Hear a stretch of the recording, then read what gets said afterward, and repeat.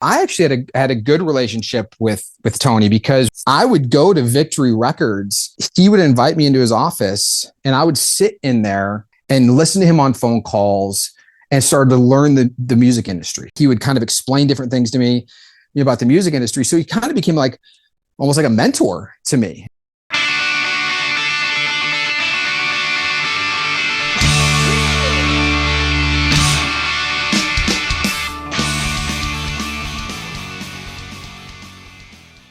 Welcome, everyone, to This Was the Scene, the podcast that takes a look back at the late 90s, early 2000 punk scene. I am your host, Mike Doyle. Before we start, if you're new to the podcast, just go to my Instagram, This Was the Scene, and click on the pinned post that's on the top. It looks like a spreadsheet. You can get a quick overview of the 270-something interviews I've done over the past 8 years.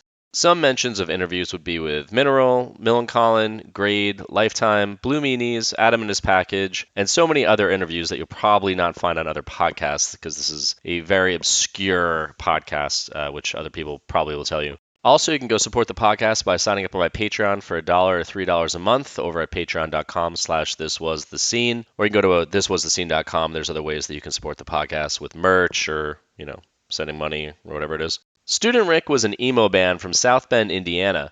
They gained recognition for their song Falling For You, featured on Soundtrack for a Generation and included in the video games Aggressive Inline and Amped 2. The song was often misattributed online to bands like Taking Back Sunday and Simple Plan during the file sharing era. We actually didn't talk about this, so it was interesting to read this. Formed in the late 90s, the band solidified their lineup in 2000 and signed to Victory Records in 2001, releasing their debut album later that year.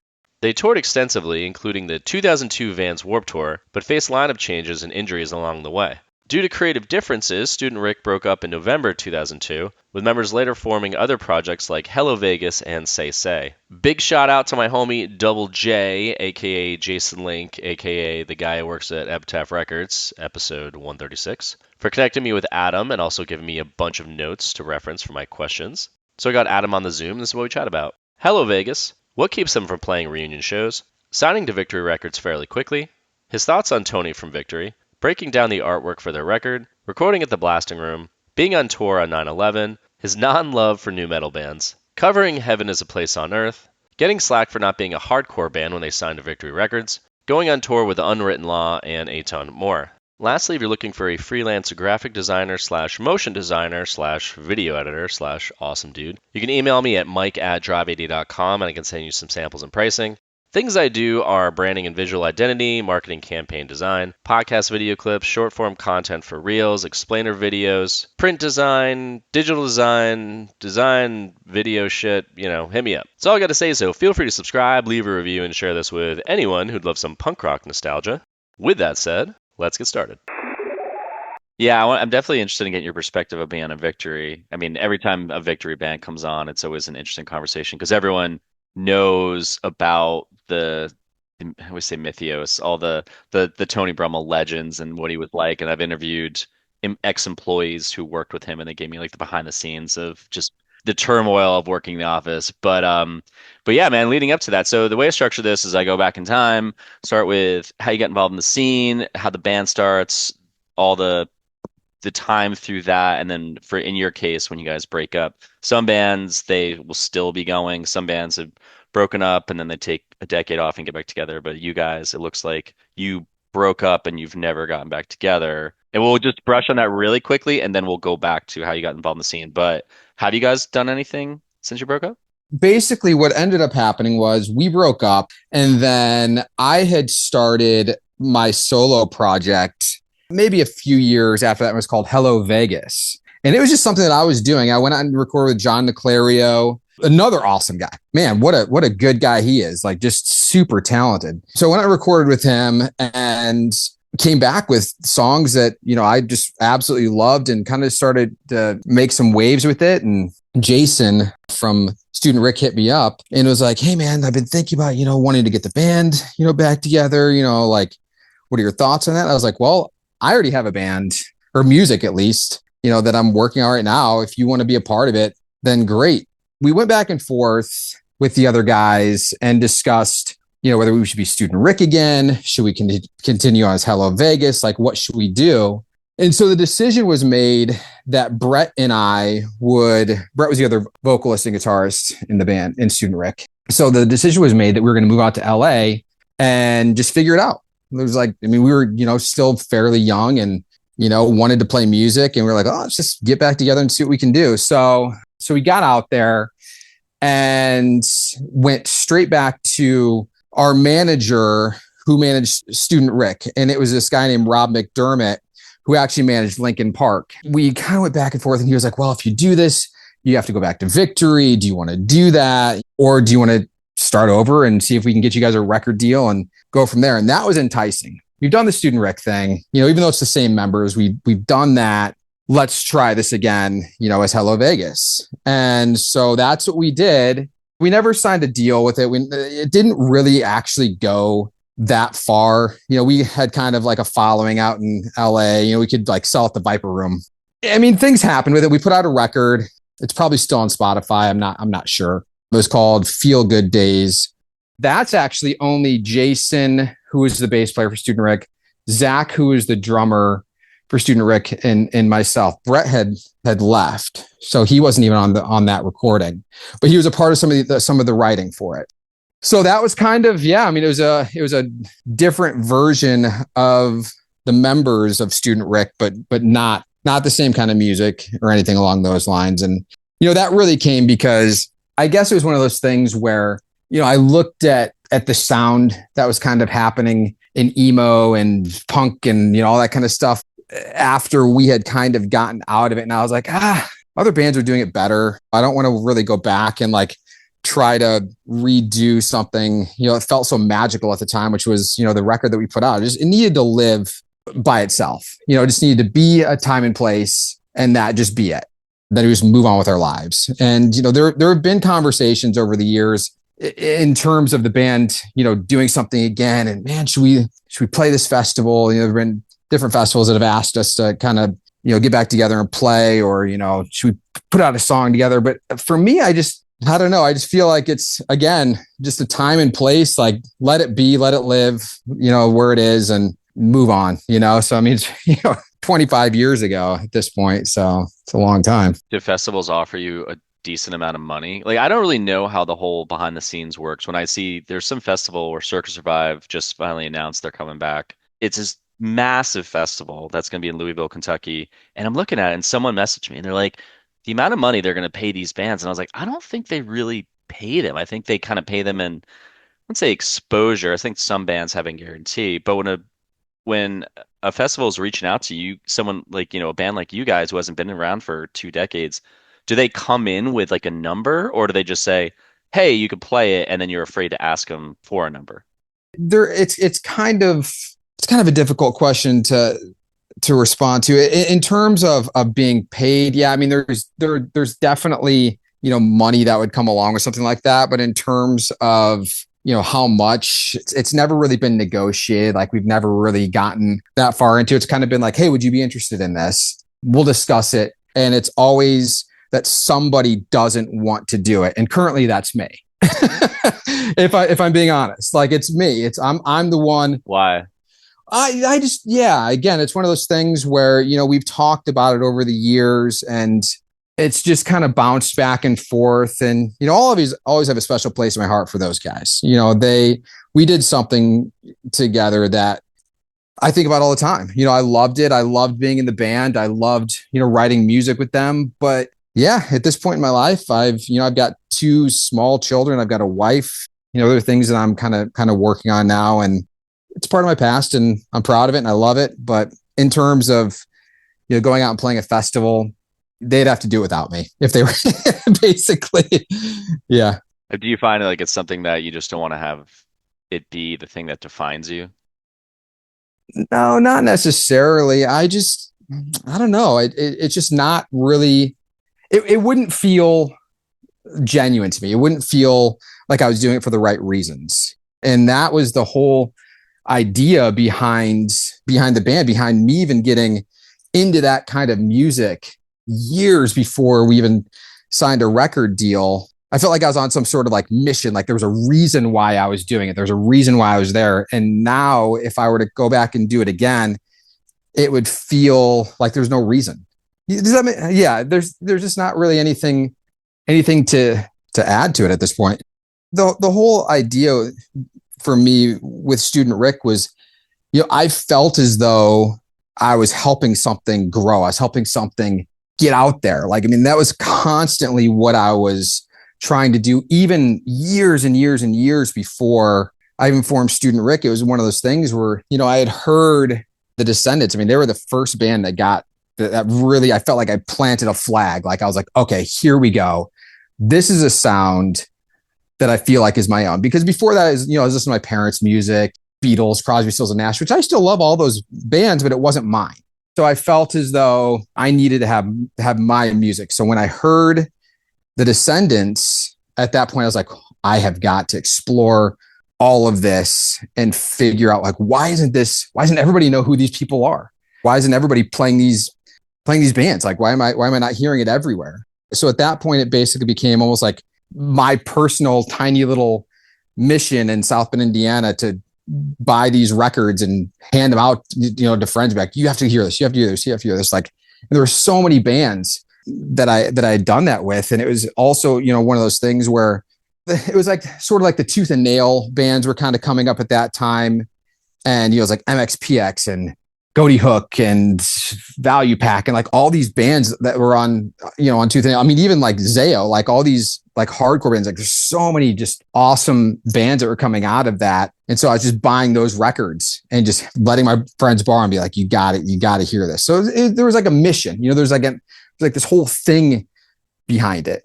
Was it like to spread that sound basically? Like, yeah, pretty much. I mean, that was what it was. That was what it was about. It was about getting that out there. And so it was one of those things where I was like, okay, well, a better way to do this is maybe I get a guitar and start trying to do this myself. And so it became just this very ambitious thing at a very young age, just trying to get, this whole thing put together. So when the scene was happening, it was building and things were starting to materialize in terms of, all of a sudden now it's like, holy crap, MXPX is coming to South Bend, Indiana. Why are they coming here? And so it was like, there were things that were starting to happen.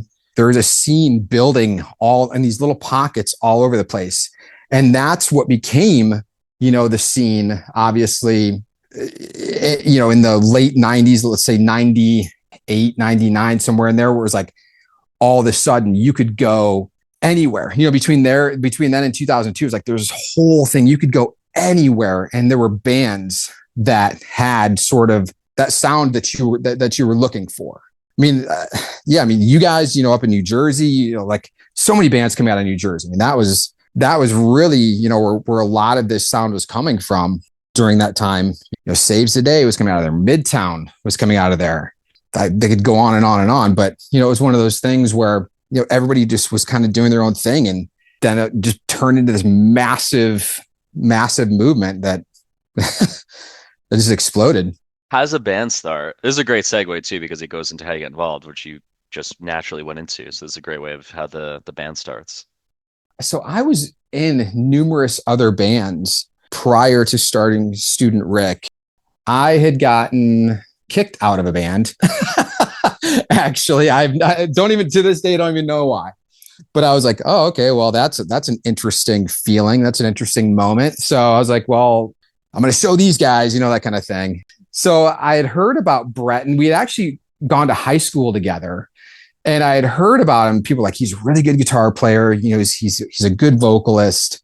I was like, okay, well, I'll see what this is all about. So there was kind of an introduction between another kid in high school, Brett, and I. And so I went over to his house, and he showed me what he was working on, what he was writing. And it was different than what I was doing. He was listening to a lot of like Silverchair and early Foo Fighters and things along those lines. And that was not stuff that I was listening to.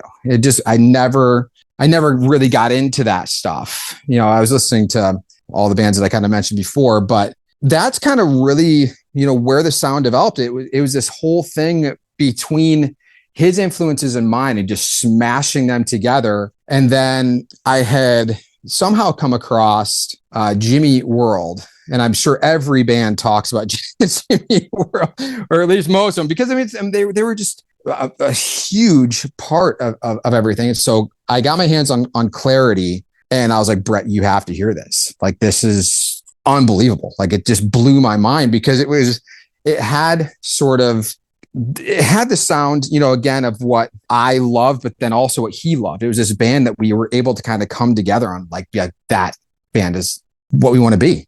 Like, put that Silverchair shit down and listen to this. Yeah.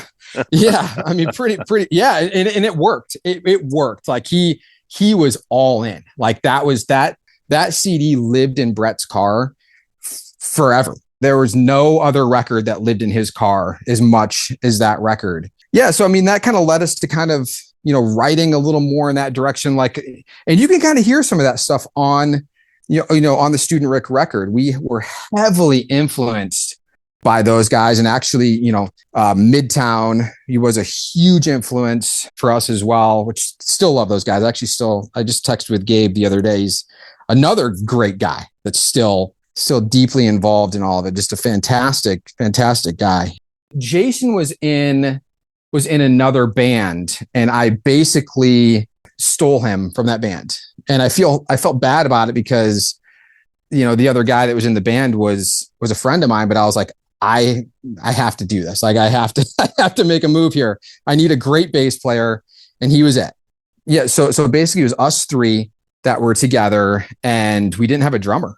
We didn't really know what we were going to do. Like, we had a couple people that kind of played with us and sat in, and it was just a young kid that played with us for a little while, but it just didn't really make a lot of sense.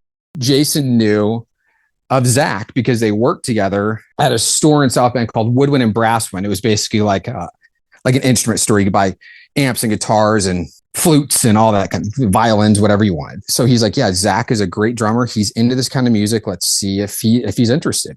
So Zach came over to my house, where my parents had actually built us like a studio in the basement. Like, we had a full studio in my basement. So we invited Zach over. He brought his drum kit, and we sat down. And by the end of it, we all looked at each other like, this is it. This is the band. Zach has to be in. What do we do to convince this guy to be in? And so I think it was maybe like the next day or a couple days after that where he was like, yeah, I'm in. Let's go. If you guys want me in the band, let's do this. So we all got together, and it happened fast. We got together, we started writing. Man, it was maybe 10 months after that before Victory was kind of coming to our shows. Is that kind of nuts? Because I saw that, and I saw the timeline that you guys have, and it just showed how really quickly you run Victory. I mean, I guess at that age, I mean, how old are you at this point? I will be 45 in a couple months. No, not today. No, I meant then. Like, were you like 16? I thought you said, how old are you now? I was like, I was 45 when I was in Student Rick. Oh, let's see. How old was I? I was 18, 19. At that point, if you're 18 years old, all you're dreaming about is, I want to get out of this town. I want to tour. I want to be like Midtown. I want to be like all these bands. This label comes to you and you're like, fuck yeah. And then it's Victory Records. And later on, you might be like, ugh. But from this perspective, looking back, do you think Victory was just like on this mission to gobble up as many bands as possible? Like, do you look at it and say, like, what made them look at any of the bands they were targeting at that point? It's a really good question. And I've thought about that a lot. And I feel like I do have, I think I have that kind of figured out, in terms of the way that it all went. There was this girl named Kathy Harouche, and she somehow got, I know, she got our demo from a guy named Chris Trevero. Oh yeah, I know Chris. Oh, you know Chris? He is awesome. I love Chris.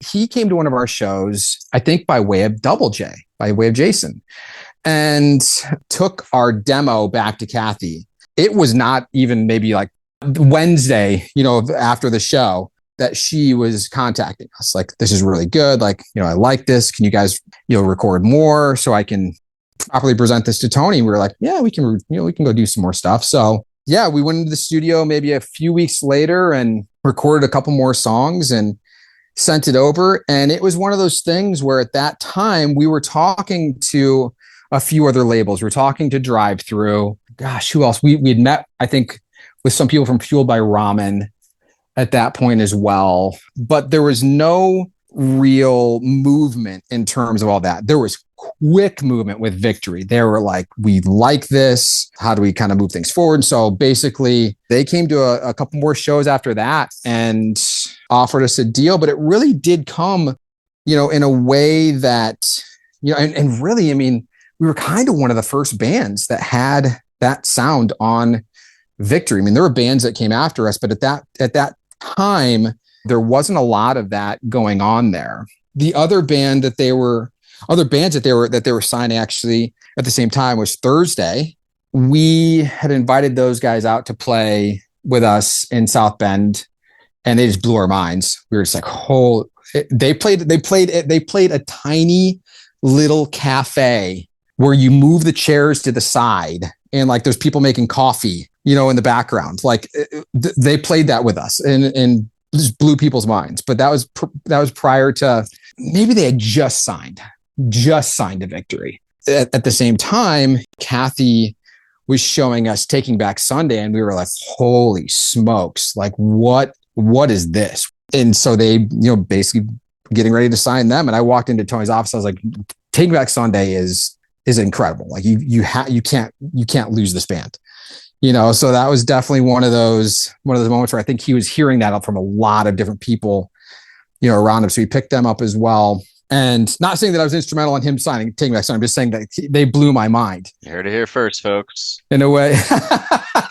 Adam is the reason we listen to Q without the E. Right. Exactly. No, but they just had like a sound that just seemed to be taking it kind of to a new place. And that was really one of those things where I was like, this is what needs to happen right now. Like, wait, so you were signed before Taking Back Sunday and correct. Thursday? I think we had signed right at the same time as Thursday. Like there was maybe within a few months of each other. I'm not sure who necessarily signed first, but I'm on Discogs right now and I'm trying. Okay. So it says you guys were in 2001. Yep. Yeah, you were, because Tell All Your Friends comes out in 2002. So that was a year later. My initial thought goes to, because I've had other interviews before where people were talking to other labels and then Tony comes in, he's like, I want you before them. That was it. Yeah. Okay. Like, did you mention to him, oh yeah, well, just like unknowingly, oh yeah, we'd sent something to Drive Through when they're talking to us, or were you like strategically going, oh, we tell this guy this, he's going to want us? Both. There was definitely a plan there. I mean, we had definitely gone into the whole thing. We were kind of playing some of these meetings against each other. We're like, well, we just met with, so-and-so. So I don't know, that sort of thing. It just worked out. And frankly, I know there's a lot of different feelings about Tony, but, I'll just come out and say it. He gave us a shot. He gave us a chance. There were things about it that weren't awesome. One thing that we didn't love and that was very, very, very shitty was we had the record deal negotiated and we went to sign the record deal, and all of a sudden he slipped a publishing deal in front of our noses. And I was like, the hell's this? I was like, hold on. Like I went into like this kind of like panic. Like, I don't know what this is. I knew nothing about the industry at all, but I knew that there was something there that we had negotiated. We didn't even know what it was. And I thought publishing was like, well, I'm not going to be writing books, so what do I need to worry about this for? Like I didn't even know what it was. And so we called our lawyer and he was like, don't sign that. You can't sign that. And we were like, oh shit. Okay. Well, that's not good. Like, what exactly is publishing? So when they go to put songs in like movies or TV shows, it goes along with publishing and writing. And so you basically, if you sell your publishing, you're basically selling your royalties for that. So basically anything outside of, let's say you have a CD at that point, the money you make in theory should come to you in the label. But then there's other aspects outside of that, like TV shows and other places. So those other places, if you give up publishing, you don't get any of that money. Yeah. Well, if you give all of it up, yeah, which we did. Okay. Oh We ended wow. up signing it like a bunch of idiots. Like we signed it and we lost all of that. We still kept our writing, which whatever, but it was one of those things. So that was a part of it that was unfortunate. But at the same time, I actually had a good relationship with Tony because we lived in South Bend, which is, a little over an hour outside of Chicago. So when I wasn't on tour, I would go to Victory Records. He would invite me into his office and I would sit in there and listen to him on phone calls and started to learn the music industry. So for me, that's where my ambition started to go. I started to say, okay, well, even though this guy, kind of screwed me over, on this, not really screwed me over. I guess we did it to ourselves. I mean, he didn't force us to sign it. We signed it because we wanted to have a record deal, which is the classic story. But it was one of those things where, I would sit in his office and listen to him talk, and he would kind of explain different things to me about the music industry. So he kind of became like almost like a mentor to me. We had a really, really good relationship. But it's one of those things where, yeah, I also understand, the other side of it. Again, like I don't do, when Victory Records comes up and I ask people about this, I'm always just asking just for a viewpoint. I'm never like, oh, this guy's a giant piece of shit and everyone keeps talking about him. There's a big narrative on that end, but if someone's like, I had a relationship with this guy, it's positive. Monica Ebley, I don't know if you know her, but she was working their time. I interviewed her, and she just like kind of this balance of it. Oh, Monica, was she PR? I think she was there maybe right at the end of us being with the label. But anyway, so But speak free, speak freely. You don't have to sit here and speak the way you felt, man. yeah, well, no, for sure. And I have no reason not to. I mean, I'm not in the industry anymore. I have nothing to lose or gain at this point. There's nothing, so it's one of those things where, yeah, I mean, I felt as though, I had a good relationship with them. And yeah, I mean, I still look back and I say, he gave me a chance. He put out my record. That's cool. We could have done more with it. When you were in the office and he's like teaching you all this stuff, did you ever say, "Oh wow," like say out loud, "Oh, this is great information. This is actually going to help me like one day start my label." Yes. Mm-hmm. Okay. And what was his reaction to that? I mean, he loved it. He kind of had this whole thing where maybe someday down the road I could work at Victory or something along those lines. But I was like, yeah, I wouldn't necessarily do that. But but it was one of those things where, yeah. I mean, no, but I definitely had ambitions to go elsewhere with it, and I did. I ended up taking that knowledge with me and starting, some of my own things. So in terms of, and I look back at the day that we signed that deal with Victory as basically the beginning of my career, even to this day. Even though I'm not in the music industry anymore, it was one of those things where I was learning the business. I was learning business. I was learning how to be a business person. And I felt as though that was something important because it was also one of those things where I didn't want to get myself into a situation again in any way, shape, or form where somebody could take advantage of my lack of knowledge. And that was the only way that I could figure out how to do it. I said, well, this guy knows the music industry. He knows, he's a businessman. I'm just going to go learn from him.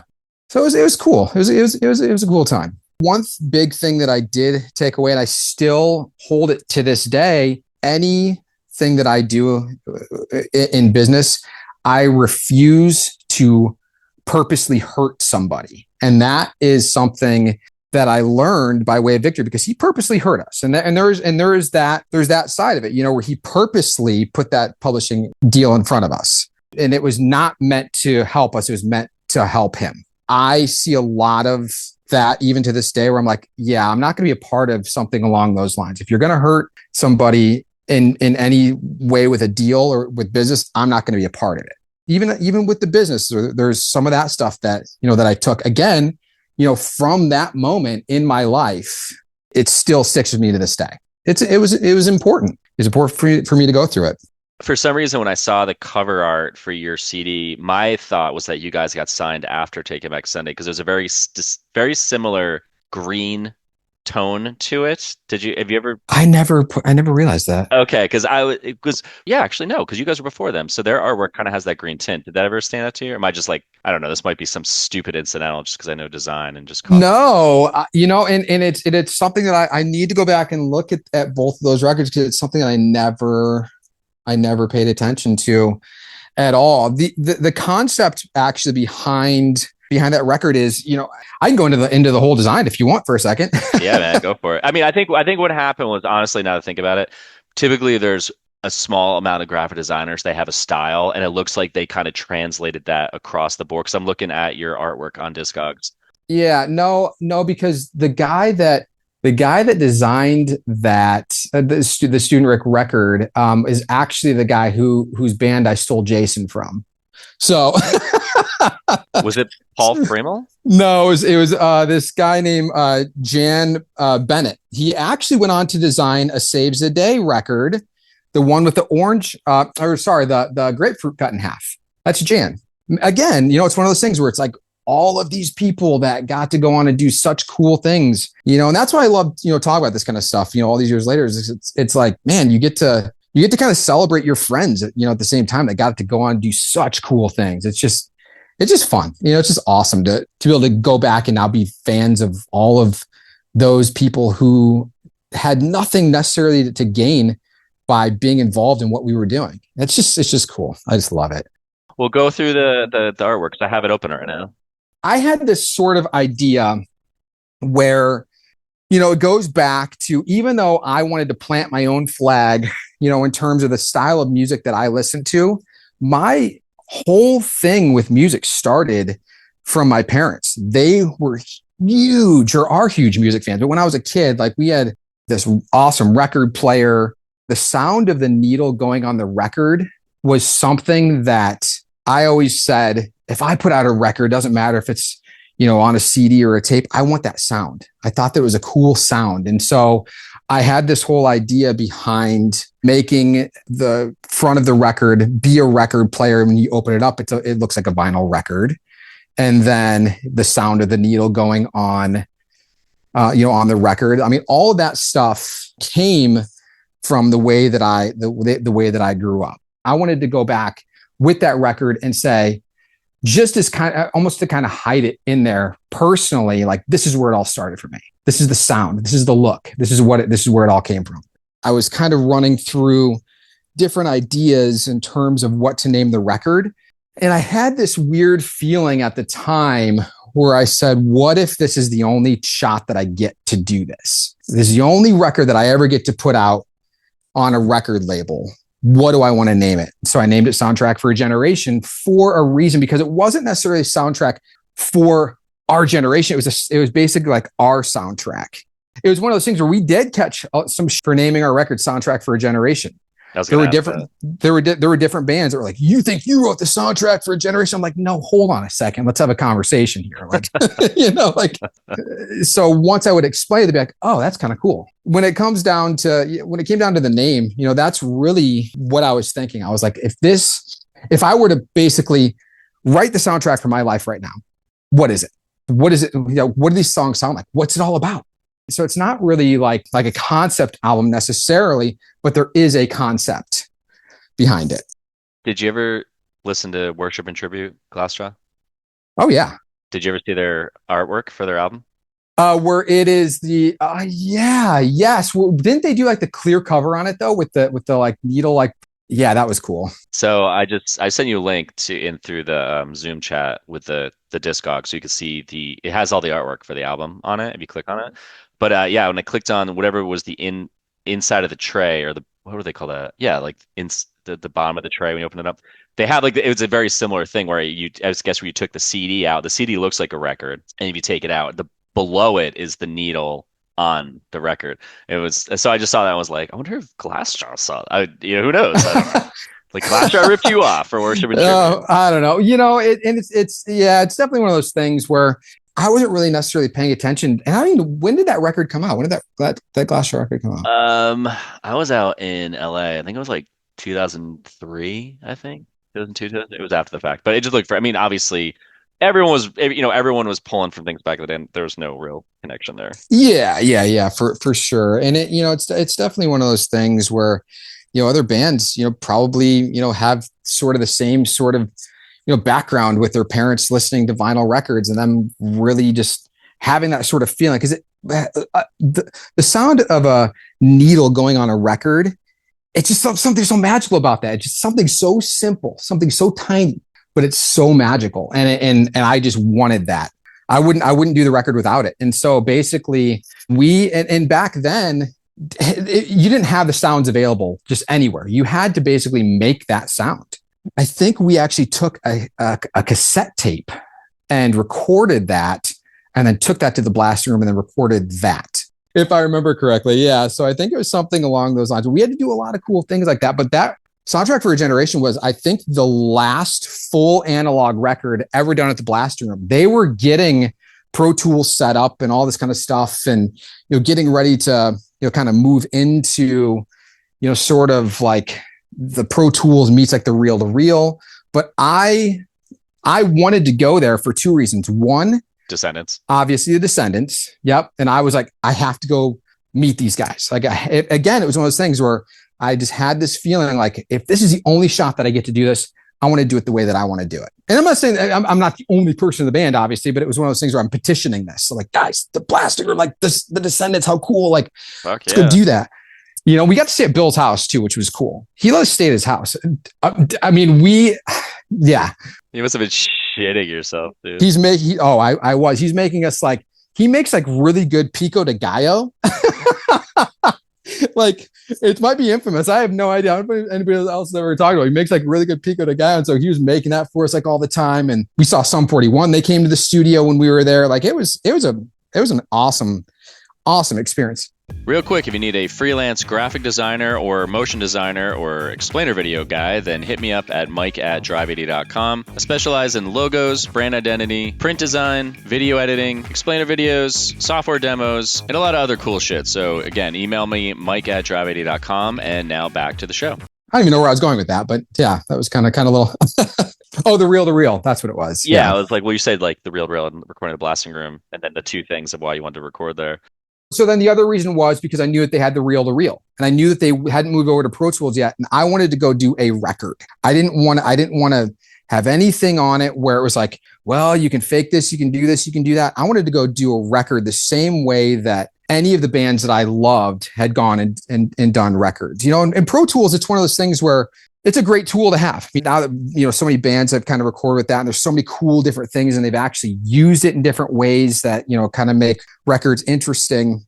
That's all good. But I wanted to have that sound because it was a time and a place, and I knew that it was fleeting. I knew that whole thing was going to be gone the next year even. And it was. The next year, all the bands, were moving over to Pro Tools, and there may have been some bands that went back to do reel to reel, but it's difficult to do. It's a difficult way to record. It was not easy. I mean, if you had to stick every single part, boom, boom, boom, boom, boom. Like, there was no faking that.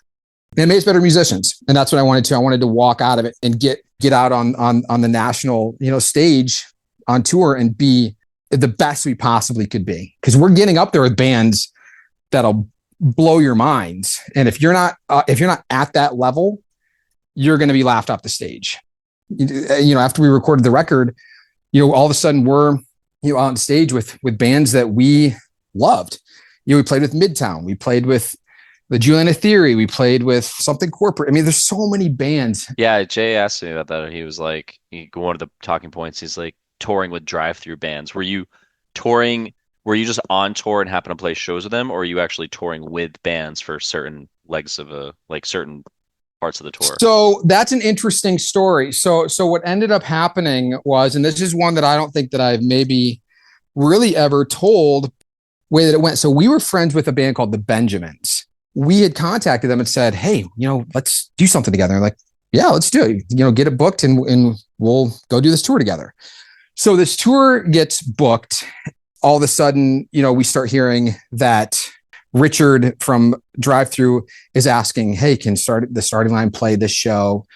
Hey, can Finch play this show? Can the Movie Life play this show? And we were like, okay, well, this is getting interesting. And then all of a sudden it became all of these bands are now on the tour. And I was like, whoa, what just happened? This is supposed to be the Benjamins and the Student Rick tour. And all of a sudden it's the Drive Through Records tour with Student Rick.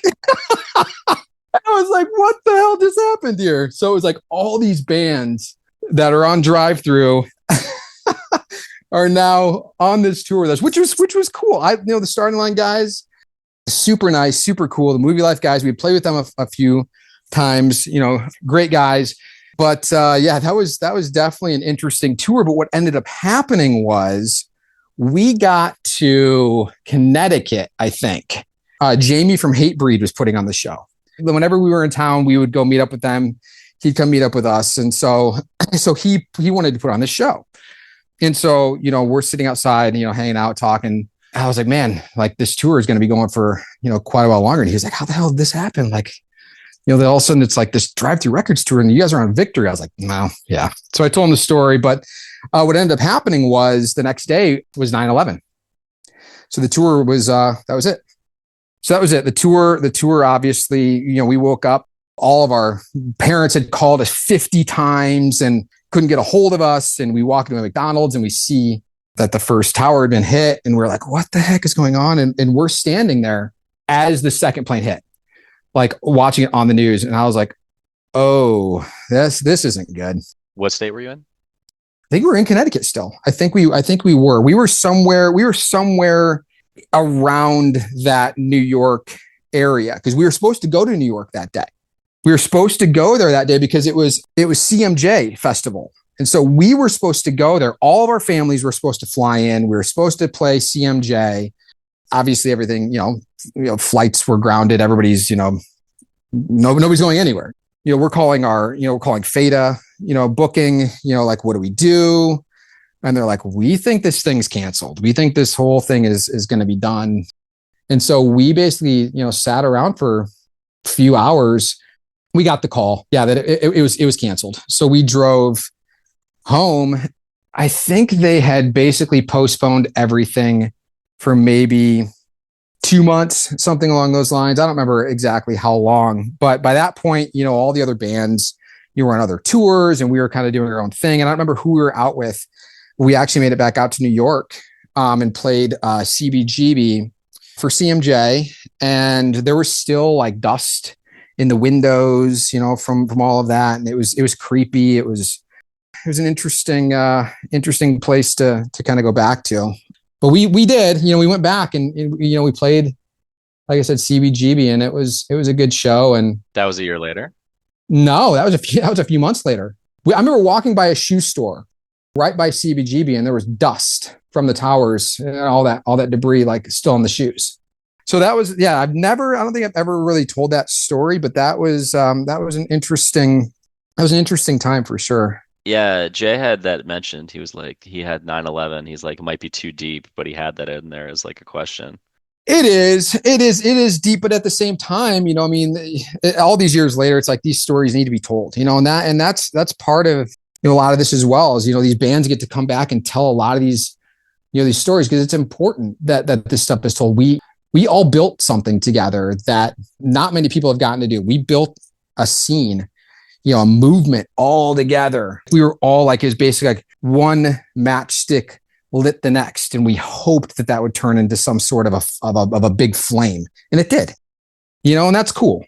I'm proud of that. I feel it's interesting you say that because I completely agree. And I always go back to this podcast. Through the years of doing this, I've been doing this for 8 years now. And I'll talk to bands that I didn't really listen to back then. When this started, it was more of never had this hatred now of bands, but back then I really had a disgust in the early 2000s for bands that were coming out in the sound and the drive-through bands and all this stuff. I was like, this is ruining this whole thing. Because in the 90s, I felt like you said it was like all for one for all and stuff. And then I felt like it kind of started to break apart in the 2000s. So it's interesting. Now I can go look back and I love having these conversations with bands and like getting their perspective on that. But it's interesting you said that because so you feeling that in the early 2000s, and then you just said that it did start breaking apart. I don't know, that kind of it stood out to me. Yeah, it did, and the thing was, And I kind of felt it, when we went to even go do the record, where it was one of those things where I felt like, okay, I was ambitious. I got out there. I did what I'm supposed to do. I helped grow the scene. And now there are other bands, other people that hopefully that are going to continue, on, with the scene. Like, and there were bands that continued on, but, then the whole like swoopy hair thing started and like it became like a fashion show. And I was like, well, I'm not here for a fashion show. Like, and, and I'm just being, frank about that. I wasn't there for a fashion show. Nobody dressed, like that initially. And there were, certain bands that, kind of moved that along, which was fine. That was their look. And that look caught on. But that became what the scene was. And by that point, I was like, I'm going to start to kind of move in a different direction here. And so, I mean, you can even kind of hear it on the record. Like if you listen to, a few songs that I had on there, Through the Window, which was basically, I was listening to a lot of Travis. There was a band, I think, out of Sweden called Kent. So if you listen to the song Through the Window, it was going in more in that direction where I was like, okay, I'm ready to kind of move on. I'm ready to do other things and, make other sounds with other influences. And so there was that side of things that kind of started to move me. And well, here's a question. So like, I'm looking at Victory still has a website and you guys are a section on there. And so it gives you like a brief overview. Yeah. That's and cool. It says that your album came out in October of 2002. No, it was 2001. It was October 9th, 2001. Yeah. Okay. So they have it wrong. That's why I was confused because I was thinking if you're touring without a fucking record for a year, 9/11 happens, the music industry gets like the whole fucking world went crazy, but music got really fucked at the time. I mean, Jimmy Eat World did get rid of Bleed American after their fucking CD title. So I thought that like that had some kind of negative effect on you guys as a band. No, yeah. So what happened? Yeah, Bleed American. Yep, that whole thing. I remember that. Them having to change the name. In fact, I have a copy of each. I have a copy of the one that was Bleed American, and I have a copy of the one that doesn't say it. Yeah. So 9/11 happened, and then our record was coming out right after that. Like it was definitely again one of those times. We didn't even know if we were going to get to tour our record. At that point, we're like, is everything canceled for a long time? Like, what's going on here? So I didn't know what was going to happen. But yeah, I mean, they got us back out there, a few months later. And that was, we kind of just continued on. Does that have to do with the Victory's radio and promo push? Is that part of that? Again, this is all Double J's notes. Yes. Okay. So we got picked up right after the record came out by The Firm out in LA. And The Firm had everybody from Britney Spears to NSYNC to Linkin Park to Korn, like it was this huge management company. I'm like, what the hell are they doing? Why do they want us? All right, I guess let's go. Because Rob McDermott was a great guy, still is a great guy, and he's still out there. I think he has Mad Mac Entertainment. He picked us up and then started to want to push us to radio. Because it was still kind of early for some of this stuff. We got on a little bit of radio, but in terms of like this massive radio push, what the radio stations were saying was go record your next record and let's go from there. Because the record to them, believe it or not, and the way the music industry works, was already old, even though it had only been put out 5 or 6 months prior. It was one of those things where we had the people to go do it.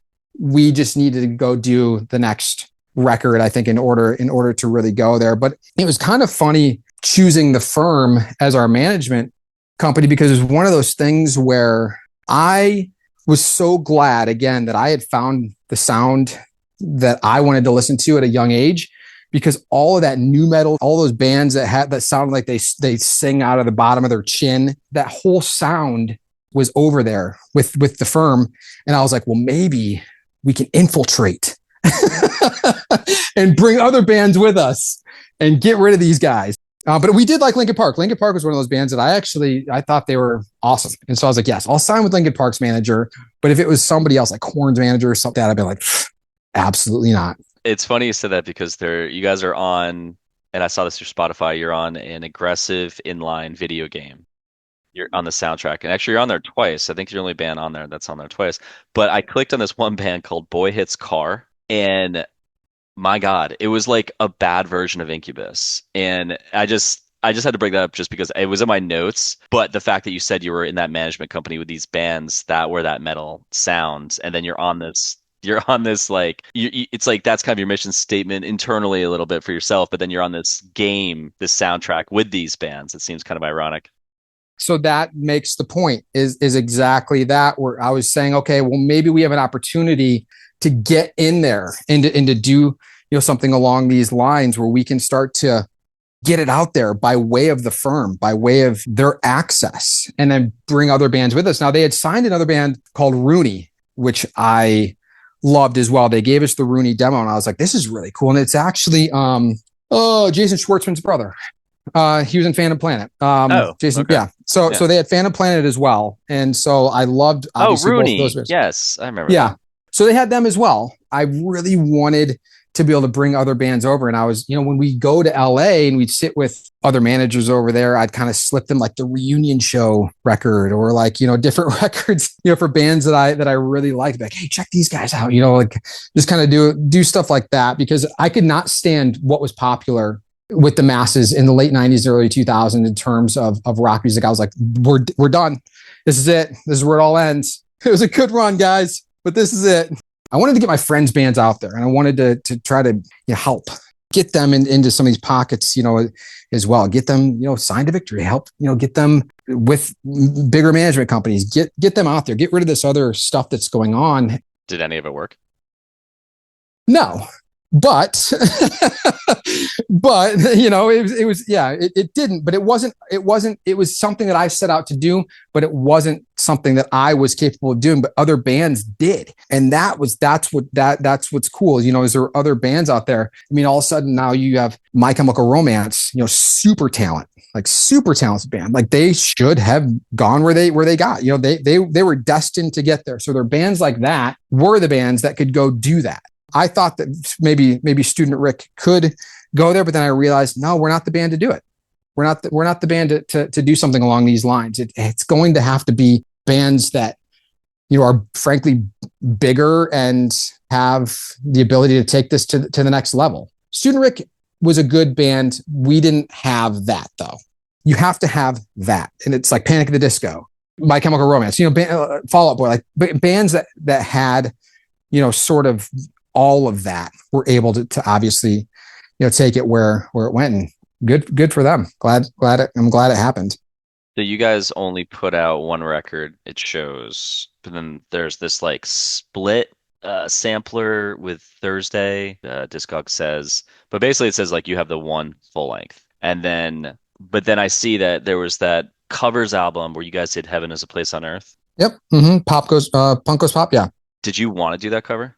Or like, were you told that you had to do this to be on this? So no. So it was, this is kind of funny. It was one of those things where we were with the firm, and there were a lot of those songs that were being covered were by groups that were with the firm. And I looked at that and said, I'm not doing that. I'm not doing that. I don't want anything. I don't want to take that music that I loathed and try to make it into something cool. Try to make it something interesting that, where people were going to listen to it. Like, oh, I'm going to listen to this song by NSYNC. I'm not doing that.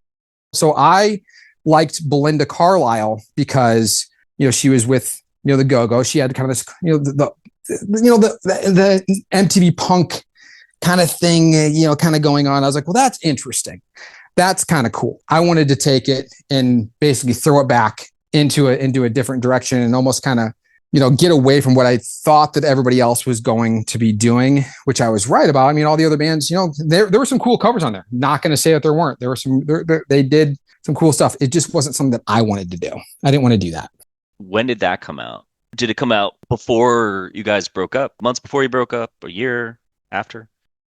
Yeah, that came out. No, that we were still a band. We were still together. So we were still together when that came out. It was such a difficult thing for us to do though, because we had already said that we were going to do it, but we were touring so much that we had no windows to go do. And I think it ended up being one of the guys from the Promise Ring had a studio. I think it was the Promise Ring, maybe up in Milwaukee.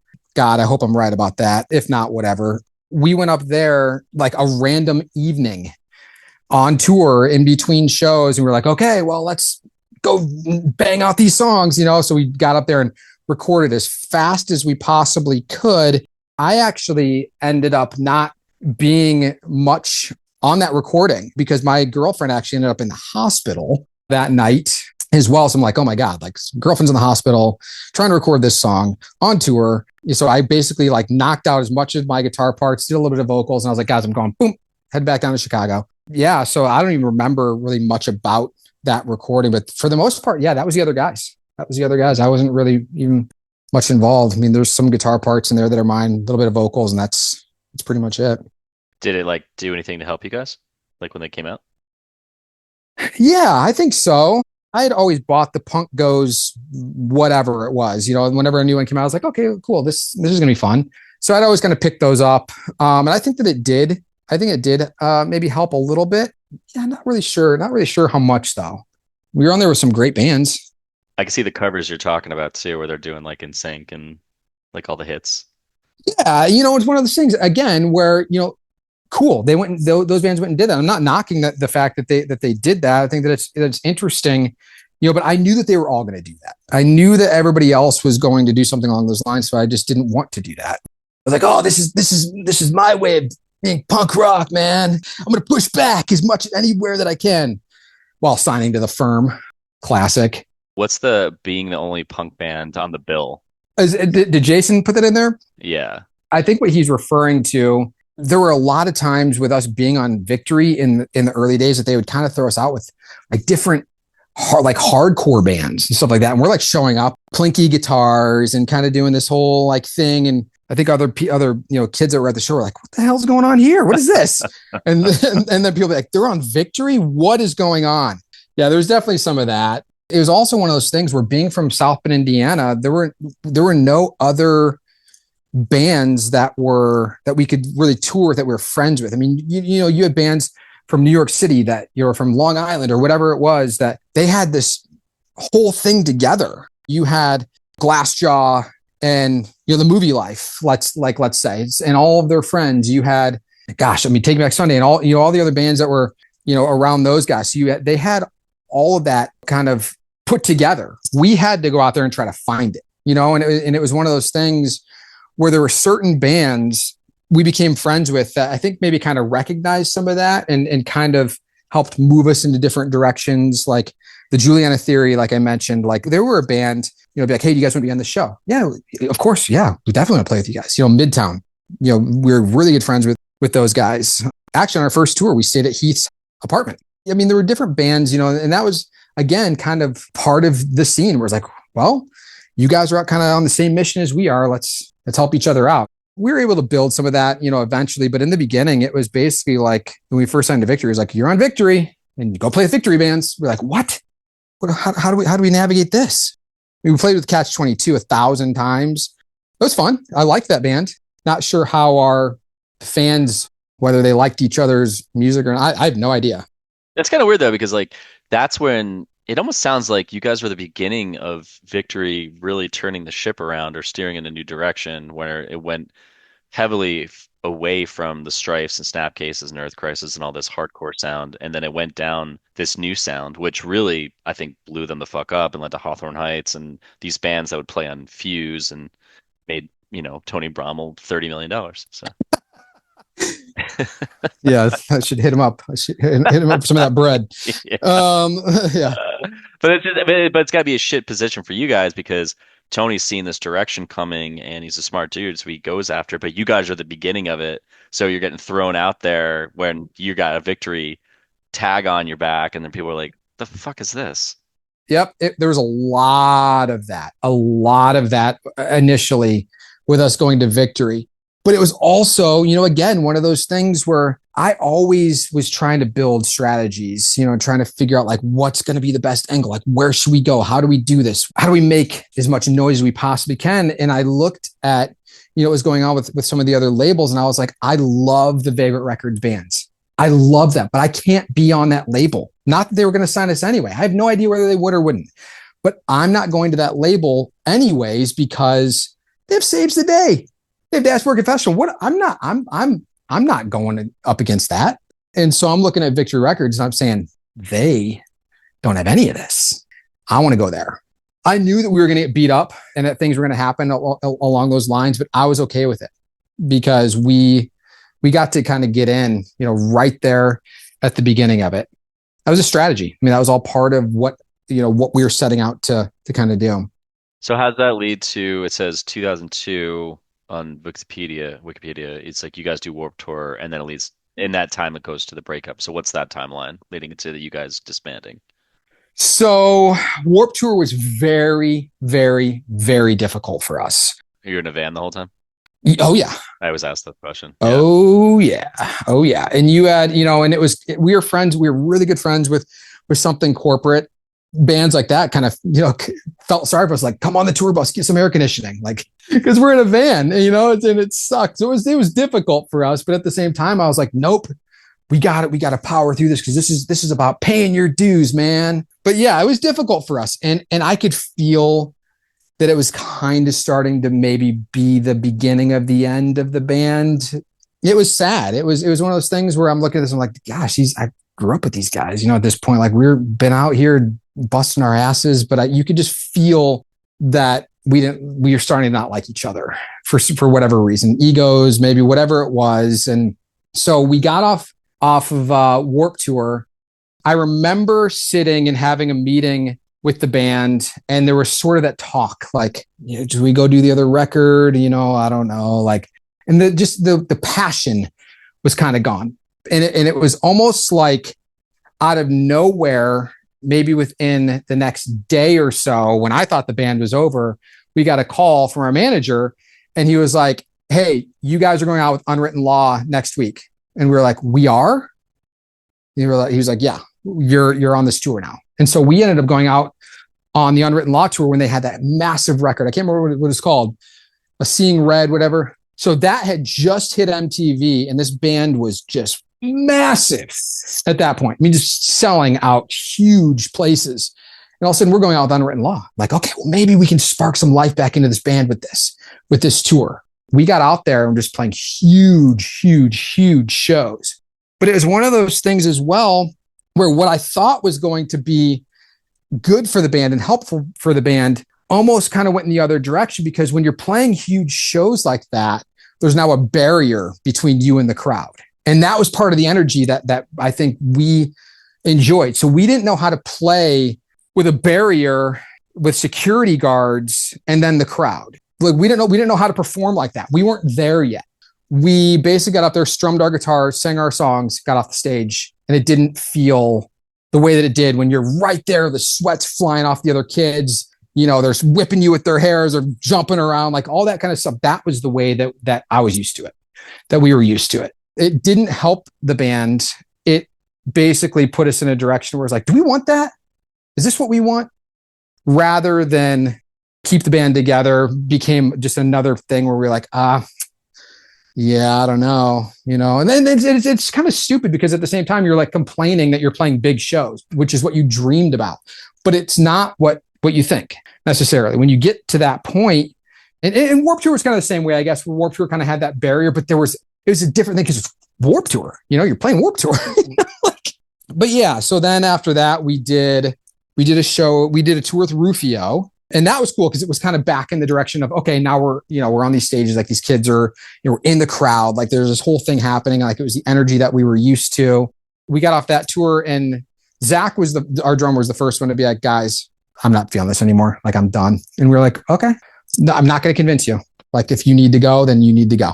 But we had a small, maybe 10-day run coming up with something corporate. And I was like, well, I'm not canceling it. So we either got to find another drummer or Brett, bust out your acoustic guitar, and we're doing it that way. So what ended up happening was we didn't get another drummer, and Brett and I just went out there and played acoustically, and the fans didn't like it. It was super difficult for us to do, and it didn't sound good. We didn't look good. We looked unhealthy probably up there, like looking at each other like, oh, this is not really the way that we set out to do this. And so it was after that tour, Brett and I said, okay, well, let's try to keep the band going. I had walked in to a writing session with him for the next record where we were going to start trying out new drummers and new bass players and kind of figure out how to make it all work.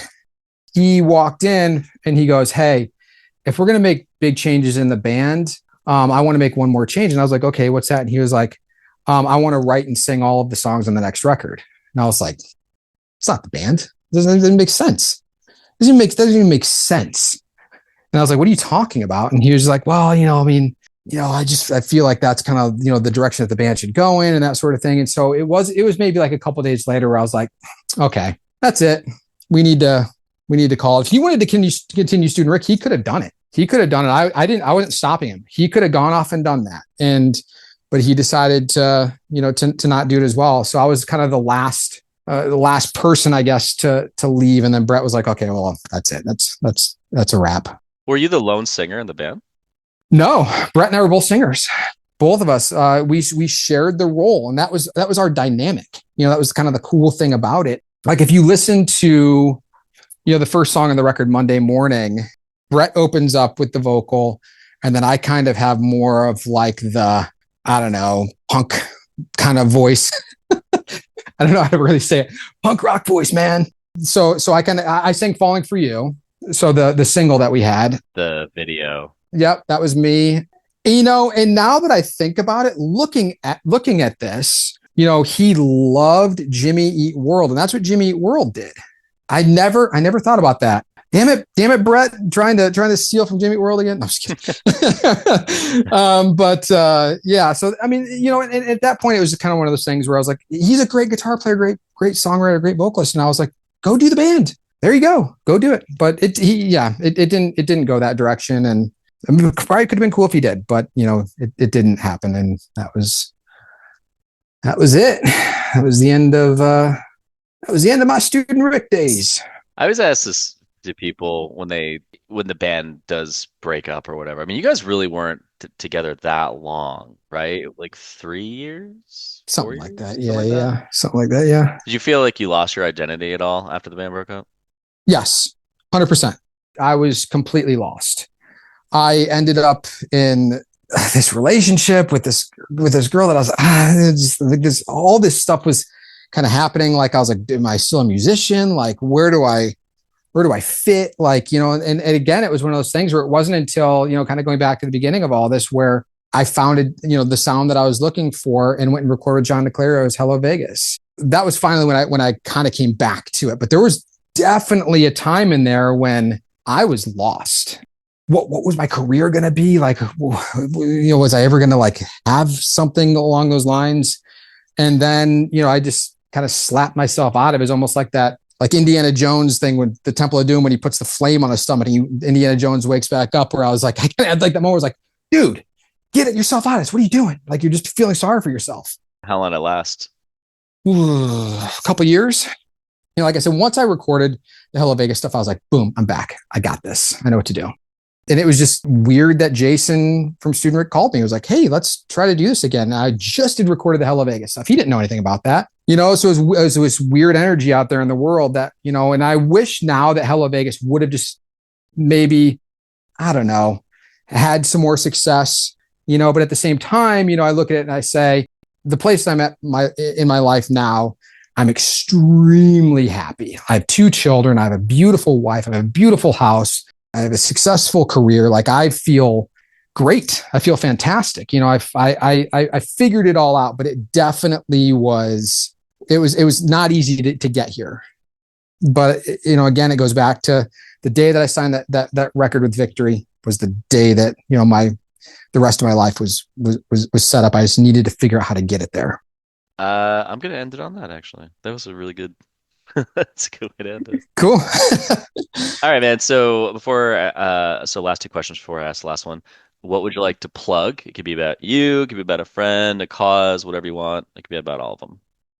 One thing that, I'm really, really passionate about at this point is kids, with me having, 2 kids and, seeing all the kids that they're playing with, and, it's just been such a joy for me. So one thing that, I've really looked at and donated to, a few times is the Make-A-Wish Foundation. And I think that, man, anything that anybody can contribute to that, just to help these kids, like, if you know any musicians that, can go play for these kids, anything along those lines, I think that it's I think that's important.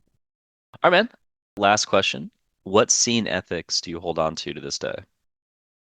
Um, yeah, man, community, integrity, man, everything, like all the things that we set out to do, we helped each other. Even, if it was something where, we didn't have a spot on a show, we'd figure out how to put somebody on that. And I think it's just one of those things where just helping people and just getting people, helping them with their dreams as well, and again, that's something that I continue to do with, in my career, is anytime anybody calls me, that needs, contact to whoever it is, I give that to them. There's nothing that I hold back, because that was the way that we did all of it. I mean, it was, hey, do you have access to this manager? Yeah, here you go. Do you have access to this band? Yeah, here you go. And it was one of those things where, we would go out there, we would, lose a show or whatever it was. So we'd call, I remember, like I said, Junction 18, we called Junction 18. We just happened to have one of the guys' numbers, and he was like, yeah, come play the show. So I think it's one of those things where I hold on to that still to this day. Anybody that ever contacts me, needs any help, anything, I don't do it because I have anything to gain. I do it because I want to. And I'll always keep that with me.